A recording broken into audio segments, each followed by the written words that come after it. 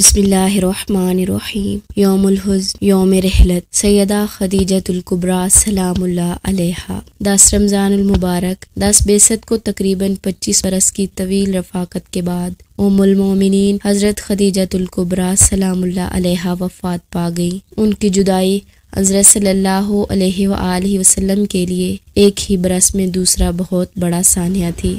ابھی کچھ ہی عرصہ پہلے محسن رسالت، مربی رسول، امین محمد، ام پیغمبر حضرت ابو طالب علیہ السلام کی رحلت جان سوز واقع ہو چکی تھی۔ جب حضرت خدیجۃ الکبریٰ سلام اللہ علیہا کی وفات ہوئی تو اس وقت جناب فاطمہ زہرا سلام اللہ علیہا کی عمر مبارک 4 برس تھی۔ اللہ کے نبی حضرت محمد مصطفیٰ صلی اللہ علیہ وآلہ وسلم کے لیے حضرت ابو طالب علیہ السلام اور حضرت بی بی خدیجۃ الکبریٰ کا وصال، یہ دونوں سانحات اتنے بڑے تھے کہ آپ نے اس برس کو عام الحزن یعنی غم کا سال قرار دے دیا۔ دور جاہلیت میں بھی اپنی پاک دامنی، عفت اور طہارت نفس کی وجہ سے طاہرہ کہلانے والی جانثار شریک حیات کی جدائی ایک بہت بڑا واقعہ تھی۔ انہیں حضور صلی اللہ علیہ وآلہ وسلم نے انہی کی وصیت کے مطابق اس پہراہن میں کفن دیا جو غار حرا میں پہلی وحی کے نزول کے وقت آپ نے پہن رکھا تھا۔ حضرت عائشہ روایت کرتی ہیں کہ کوئی دن نہ تھا کہ جب حضرت صلی اللہ علیہ وآلہ وسلم جناب خدیجہ کو یاد نہ کرتے۔ آپ فرمایا کرتے، وہ مجھ پر ایمان لائیں جب باقی انکار کر رہے تھے، انہوں نے میری تصدیق کی جب دوسرے تکذیب کر رہے تھے، انہوں نے اپنا مال مجھ پر نثار کر دیا جب دوسرے محروم کر رہے تھے، اللہ نے ان سے مجھے اولاد عطا کی۔ آپ صلی اللہ علیہ وآلہ وسلم فرمایا کرتے، اللہ نے مجھے ان سے بہتر شریک حیات عطا نہیں کی۔ جبرائیل ان کے لیے اللہ کا سلام لائے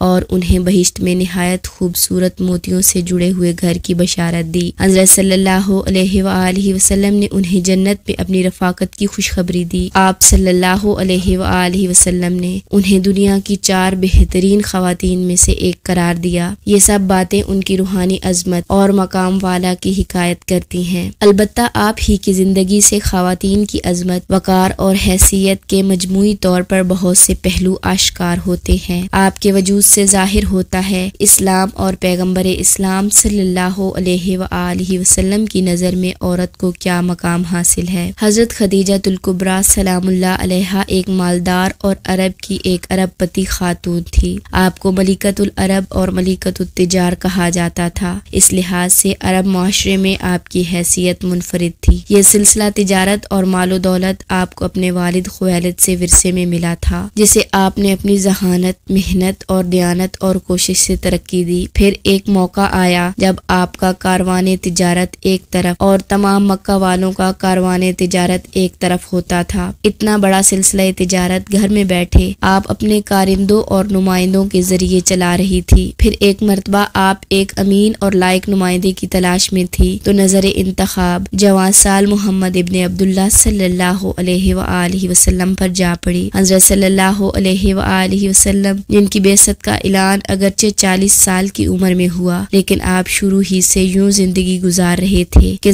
زبان پر آپ کے لیے صادق و امین کی پرستائش الفاظ تھے۔ اس لیے آپ کے اعلان بعثت سے پہلے کی زندگی کو بھی مسلمان اپنے لیے باعث ہدایت جانتے تھے۔ آپ نے حضرت خدیجہ کی یہ پیشکش قبول فرما لی اور ان کے مامور کی حیثیت سے ان کا کاروان تجارت لے گئے۔ اس سے یہ ظاہر ہوتا ہے کہ اسلام کی نظر میں ایک خاتون تجارت کر سکتی ہے، انتظامی ذمہ داری قبول کر سکتی ہے، مردوں کو اپنے ماتحت ملازم رکھ سکتی ہے، اپنے مال کی خود مالکہ ہو سکتی ہے۔ یہ امر قابل ذکر ہے۔ آپ صلی اللہ علیہ وآلہ وسلم سے شادی کے بعد بھی حضرت خدیجہ سلام اللہ علیہا کو اپنے مال پر پورا اختیار حاصل رہا اور انہوں نے اپنی آزاد مرضی سے وہ مال جہاں چاہا خرچ کیا۔ اگرچہ انہوں نے اپنا سب کچھ آپ صلی اللہ علیہ وآلہ وسلم کے قدموں پر نثار کر دیا، لیکن یہ سب کچھ انہوں نے خوش دلی بلکہ شوق و الفت سے کیا اور آپ حضرت صلی اللہ علیہ وآلہ وسلم کو راضی کر کے خرچ کیا۔ سلام ہو جناب خدیجۃ الکبریٰ سلام اللہ علیہا پر، سلام ہو محسنہ اسلام خدیجۃ الکبریٰ سلام اللہ علیہا پر، سلام ہو ام فاطمہ جناب زہرا سلام اللہ علیہا پر۔